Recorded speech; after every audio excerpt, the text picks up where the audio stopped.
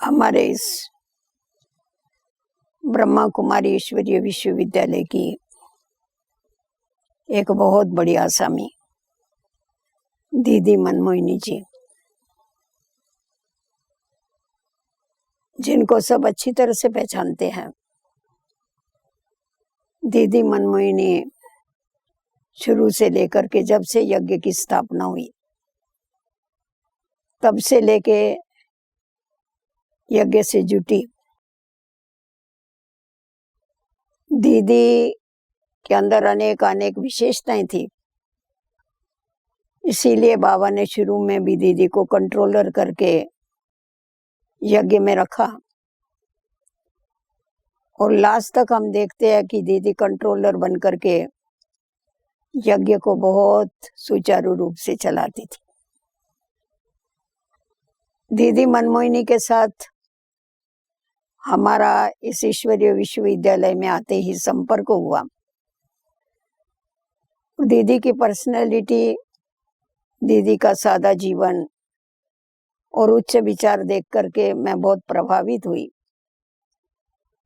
और दीदी के कनेक्शन में आने का सुअवसर मुझे मिला, क्योंकि दीदी मम्मा अव्यक्त होने के बाद दीदी को बाबा ने मधुबन में ही रख लिया था, क्योंकि मम्मा के बाद दीदी सारा यहाँ का कारोबार संभालती थी। 1950 में जब सेवाएं चालू हुई उस समय तो दीदी दिल्ली, पंजाब उस तरफ सेवा के लिए गई थी, परंतु मम्मा अव्यक्त होने के बाद दीदी फिर वापस मधुबन में बाबा के पास रही और सारा कारोबार बहुत अच्छी तरह से दीदी ने संभाला। तब से लेके हमारा दीदी के साथ बहुत ही कनेक्शन था। दीदी का जो निर्मल स्वभाव था, मीठा स्वभाव था, वो हरेक को अपनी तरफ आकर्षित करता था। और दीदी बड़ी पंचुअल थी और हर एक बात बड़ा एक्यूरेट करती थी। समय की कदर दीदी के अंदर बहुत थी, इसीलिए हम देखते थे सवेरे अमृत वेले से लेके 3:30 बजे से लेके जो अमृत वेले का योग होता था, उसके बाद जो सारी दिनचर्या होती थी, वो सारी दिनचर्या दीदी बहुत एक्यूरेट रीति से उसको करती थी। और उसको हमेशा ये ध्यान रहता था, जैसा कर्म मैं करेगी मेरे को देख करके और करेगी।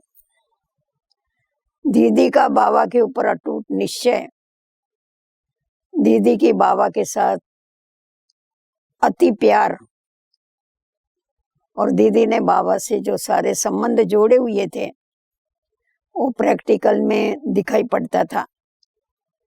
दीदी को हमेशा एक यही रहता था कि मुझे बाबा को पूरा पूरा फॉलो करना है, मेरे को बाप समान बनना है, जिसके कारण दीदी बाबा को सदैव फॉलो करते हुए अपने ऊपर फुल ध्यान दे करके चलती थी, औरों का भी ध्यान खींचवाती थी। साकार बाबा की उंगली पकड़ करके हमेशा दीदी जैसा छोटा बच्चा चलता है उस रीति से चलती थी। अभी अभी देखेंगे तो मालिक बन के कारोबार संभालेगी और अभी अभी बालक बन के बाबा की उंगली को पकड़ करके चलेगी। एकदम छोटा बच्चा जैसा बाप के ऊपर डिपेंड होता है, ऐसा दीदी में से अनुभव होता था। और बाबा भी उसको कहते थे कि अभी देखो तुम बाप की उंगली पकड़ के चल रही हो, फिर भविष्य में श्री कृष्ण की उंगली पकड़ के चलेगी। तो दीदी को ये बड़ा नशा रहता था। और हम देखते थे जो भी आते थे उनका आदर भाव दीदी बहुत ही प्रेम प्यार से करती थी, बहुत खातिरी करती थी, सबको सौगातें देती थी, बड़ा ध्यान रखती थी आने वालों का। और उसका एक ही लक्ष्य रहता था कि जो भी बाबा के बच्चे आवे वो पूरे पूरे बाबा का बन करके चले, बाबा की श्रीमत पर चले और वारस बने। उसके लिए वो हमेशा ही मेहनत करती रहती थी। और हम देखते हैं दीदी के अंदर बहुत परख शक्ति थी।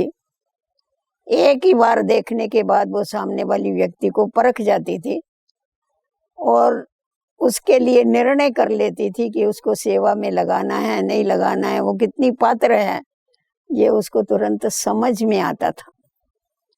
इसीलिए उसका निर्णय जो होता था वो बड़ा अचूक होता था। तीक्ष्ण बुद्धि होने के कारण खास दीदी के अंदर ये विशेषता थी। परंतु ये विशेषता इसीलिए आई थी क्योंकि इसकी दीदी की बुद्धि की लाइन बाबा के साथ बड़ी क्लियर थी। उसके साथ साथ दीदी का पढ़ाई के ऊपर बड़ा अटेंशन था। बाबा अव्यक्त होने के बाद बाबा ने जब दीदी और दादी दोनों को भी निमित्त रखा, उस समय भी हमने देखा साकार बाबा थे तभी तो पढ़ाई के ऊपर उसका अटेंशन था ही। परंतु बाबा अव्यक्त बनने के बाद भी जब दादी बैठ के मुरली सुनाती थी तो दीदी एक स्टूडेंट बन करके कॉपी पेंसिल लेकर के दादी के पहले क्लास में हाजिर हो जाती थी और बैठ करके पॉइंट्स लिखती थी, प्रश्न निकालती थी। और फिर जब क्लास पूरा हो जाता था तो हमारे जैसों को बुलाती थी और दीदी कहती थी चलो हम ज्ञान के बैडमिंटन खेलेंगे। अभी हम लोग भी पॉइंट्स लिखते थे, दीदी भी लिखती थी, परंतु दीदी ऐसे ऐसे प्रश्न पूछती थी जिसके जवाब हमें नहीं आते थे। तो दीदी का इतना पढ़ाई के ऊपर ध्यान था, दिनचर्या के ऊपर इतना ध्यान था। और विशेष हम देखते थे दीदी जब भी अमृत वेले बाबा की याद में बैठ के हमें ड्रिल कराती थी तो चुस्त रहे, झुटका नहीं आवे, उसके लिए खास स्नान पानी करके पहले से ही तैयार होकर के आती थी। क्लास में भी बहुत पंक्चुअल रहती थी और सारी दिनचर्या में भी सर्व को हमेशा सेवा में हाथ बढ़ाती और सबको यही लक्ष्य देती कि हर एक को ऑलराउंड बनना है, यज्ञ की ऑलराउंड सेवा करनी है। इस बात की तरफ दीदी का हमेशा ही ध्यान रहता था। कभी देखो तो दीदी सब्जी काट रही है, कभी देखो तो किसी को समझा रही है, मतलब हर रीति से माँ बन करके वो सबका ध्यान रखती थी। परंतु हमने ये देखा कि दीदी के अंदर जितना लव था उतना ही दीदी के अंदर लाभ भी था। हमारी प्रकाशमणि दादी जो थी उसके अंदर इतना लव था जो उससे हमें डर नहीं लगता था। कभी समझते थे गलती हो जाएगी तो दादी माफ कर देगी, परंतु अगर गलती होती थी दीदी के सामने तो सब डरते थे, अरे अभी दीदी जरूर कान पकड़ेगी, छोड़ेगी नहीं। और दीदी रियली कान पकड़ती थी, प्यार से ही पकड़ती थी, परंतु दीदी शिक्षा देती थी बुला करके और उस गलती को करेक्ट करने को लगाती थी। तो ये जो दीदी की लव और लाभ की जो बैलेंस था ये बहुत ऊंचा था। हम लोग हंसी में एक दो से कहते थे कि दादी जो है वो माँ है और दीदी जो है वो बाप है। तो माँ और बाप का दोनों का प्यार जो है हमको इन लोगों से मिलता था और हमारी वो परवरिश करती थी। हम जिस समय पर ओम शांति भवन बना उस समय काफी पार्टियां आना चालू हुई और अपने भाई बहनों के भी खास भट्टियां क्लासेस चलते थे, खास ग्रुप आते थे और तभी तो हमारे पास सेवाधारी बहुत कम थे, इसीलिए हम खास सेवा करने के लिए यहाँ पर आकर के रहते थे। 15-15 दिन 20-20 दिन रहते थे और मेरे को बहुत अच्छा लगता था सब ब्राह्मणों को भोजन खिलाना, तो मैं हमेशा भोजन की ड्यूटी उठाती थी। तो उस समय हमारा दीदी दादी के साथ बहुत गहरा कनेक्शन हो गया, बहुत संपर्क में आए और हमें एक उनकी विशेषताएं दिखाई पड़ी। हम हमेशा यही अनुभव करते थे कि दीदी और दादी ये दो शरीर अलग अलग है परंतु ये दोनों आत्मा एक ही है। इतनी उन लोगों में एकता थी और उस एकता के कारण उन्होंने इतनी बहनों को, इतने भाई बहनों को इतनी परवरिश दिया। और दीदी हमेशा कन्याओं के ऊपर विशेष ध्यान रखती थी और उनको तैयार करती थी कि आप अपने जीवन को सफल करो। तो ऐसी दीदी प्रेरणाएं देती थी जिसके कारण क्या है, बहुत सारी कन्याएं दीदी को देख के उन्होंने अपना जीवन बाबा के अर्पण किया। दीदी निमित्त बनी उनके जीवन को श्रेष्ठ और ऊंचा बनाने के लिए। दीदी गंभीर बहुत थी परंतु गंभीर के साथ साथ दीदी रमणीक भी थी।